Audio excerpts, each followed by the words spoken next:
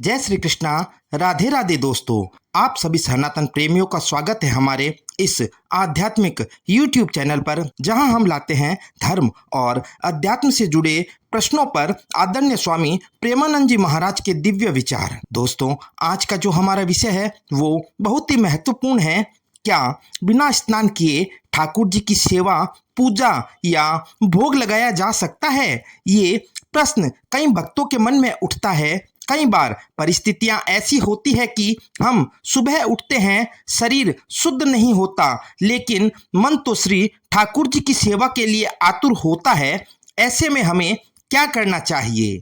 चलिए जानते हैं हमारे आदरणीय स्वामी प्रेमानंद जी महाराज के श्रीमुख से इस विषय पर दिव्य विचार। महाराज जी कहते हैं, देखो भाई, ठाकुर जी की सेवा करना कोई साधारण बात नहीं है। सेवा प्रेम से होनी चाहिए, शुद्धता से होनी चाहिए और सबसे जरूरी भाव से होनी चाहिए। लेकिन अब प्रश्न यह उठता है कि शारीरिक शुद्धता जरूरी है या नहीं?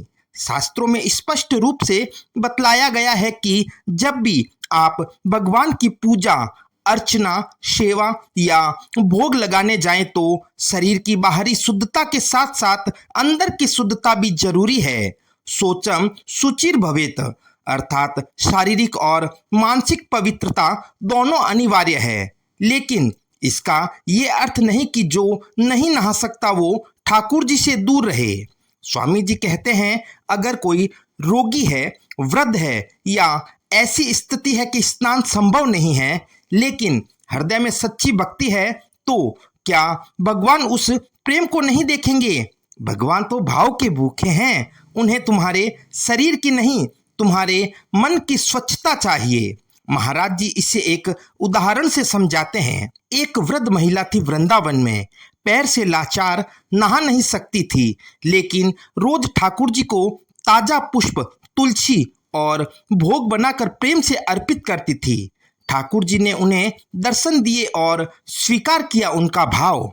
तो अगर आप रोज ठाकुर जी की सेवा करते हैं और किसी दिन स्नान नहीं कर सके तो क्या करें? मन में क्षमा मांगिए ठाकुर जी से, हे प्रभु, आज मैं स्नान नहीं कर सका, लेकिन मेरा प्रेम शुद्ध है, कृपया करके मेरे भाव को स्वीकार करें। हाथ पैर धो लीजिए, मुंह धोकर तुलसी और शुद्ध जल से ठाकुर जी का भोग लगाइए। यदि संभव हो तो गंगा जल छिड़क कर अपने ऊपर और सेवा स्थल पर शुद्धता का आह्वान कीजिए। स्वामी जी कहते हैं, जहाँ भाव है वहाँ भोग में स्वाद आता है। स्वामी प्रेमानंद जी महाराज इस बात पर जोर देते हैं कि भक्ति में अनुशासन भी जरूरी है। अगर आप स्वस्थ है, सुविधा है, तो नित्य स्नान करके ही ठाकुर जी की सेवा करें। स्नान से शरीर तो शुद्ध होता ही है, साथ ही मन भी जागृत होता है। जब शरीर और मन दोनों तैयार हो, तब जो सेवा होती है वो सीधे ठाकुर जी के हृदय तक पहुंचती है।